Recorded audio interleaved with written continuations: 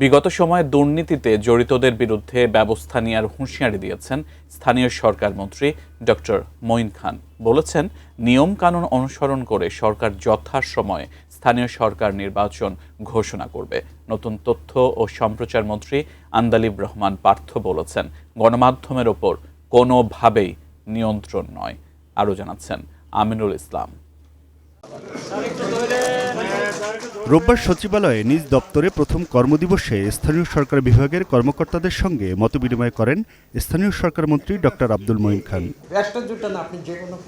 Doctor Moin বলেন, BNP প্রতিহিংসার রাজনীতিতে বিশ্বাস করে না, তবে আওয়ামী লীগ সরকারের সময়ে স্থানীয় সরকার মন্ত্রণালয়ের দুর্নীতি ও অনিয়মের সঙ্গে জড়িতদের বিরুদ্ধে যথাযথ প্রক্রিয়া অনুসরণ করেই ব্যবস্থা নেওয়া হবে।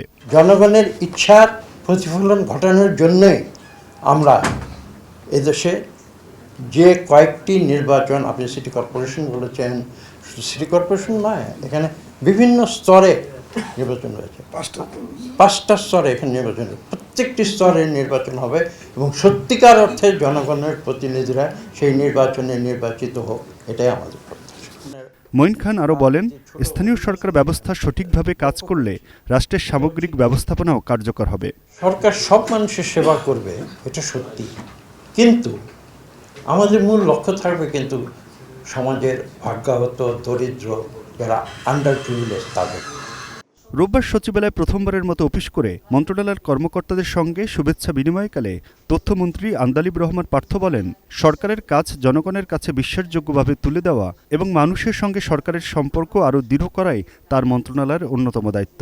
অত্যাচার বা যেভাবে গণতন্ত্রের মুখ বন্ধ করা হয়েছিল, অন্যান্য যা যাই আছেন সংবাদ মাধ্যমের মাধ্যমেই কিন্তু আমরা জানতে পেরেছি। তথ্যমন্ত্রী আরও বলেন, গত 17 বছরে গণতন্ত্র প্রতিষ্ঠার যে লড়াই হয়েছে সেখানে সংবাদ মাধ্যমেরও গুরুত্বপূর্ণ ভূমিকা ছিল। মন্ত্রণালয়ের দায়িত্ব গণমাধ্যমকে নিয়ন্ত্রণ করা নয়, বরং প্রয়োজনীয় ক্ষেত্রে নিয়ন্ত্রক সংস্থাগুলোর সঙ্গে সমন্বয় করা। আমাদের মাথায় রাখতে হবে যে আমরা অবশ্যই এই মন্ত্রণালয়ের দায়িত্ব রেগুলেট করা, বাট কোনোভাবেও যেন আমরা কন্ট্রোলে না যাই। মাথায় রাখতে হবে যে আমাদের সকলেই কর্মে, আমি কথা বলি বারবার বলি, বিকজ 17 বছরে একটা ওয়েতে সারা বাংলাদেশ চলেছে। It is very difficult to change the system, because সিস্টেমের মধ্যে তো পড়ে যায়। নতুন দায়িত্ব নিয়ে বেসামরিক বিমান পরিবহন ও পর্যটন খাতে গতি আনার কথা জানান মন্ত্রী এম রশিদুজ্জামান মিল্লাত। এক্ষেত্রে মন্ত্রণালয় ও তার আওতাধীন সংস্থার সমন্বয়হীনতা দূর করাকে অগ্রাধিকার রেখেছেন তিনি।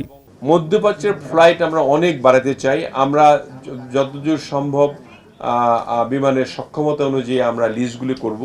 হজরত শাহজালাল আন্তর্জাতিক বিমানবন্দরের তৃতীয় টার্মিনাল 16 ডিসেম্বর আংশিক চালু করার পরিকল্পনার কথা জানিয়ে মন্ত্রী বলেন, বিমানের বহরে শিগগিরই 10টি লিজকৃত বিমান যুক্ত করা হবে। কক্সবাজার ইন্টারন্যাশনাল এয়ারপোর্ট আমরা অক্টোবরের মধ্যে ইনশাল্লাহ স্টার্ট করব। ফ্লাইট সংখ্যা অভ্যন্তরীণ বাড়ানোর আমাদের আপাতত চিন্তা নেই, যেগুলো আছে চলছে ভালো, এবং বাজেট এয়ারলাইন আনার জন্য আমরা চেষ্টা করছি, কম পয়সায় যাত্রীরা যাতে সব অভ্যন্তরীণ এবং ইন্টারন্যাশনাল ভ্রমণ তারা করতে পারে। পার্বত্য চট্টগ্রাম বিষয়ক মন্ত্রণালয়ে প্রথম দিন অফিস করতে এসে নতুন মন্ত্রী সাচিং পুরুজেরি বলেন, একটি শান্তিপূর্ণ ও বৈষম্যহীন অঞ্চল হিসেবে পার্বত্য অঞ্চলকে গড়ে তুলতে চান তিনি। এই হেলথ থেকে শান্তি, সম্প্রীতি, সংহতি, সুষম বন্টন এবং বৈষম্যমুক্ত পার্বত্য অঞ্চল হিসাবে গড়ে তোলার ব্যাপারে আমি প্রতিশ্রুতিবদ্ধ। ধন্যবাদ। Aminul Islam, ATN news, Dhaka.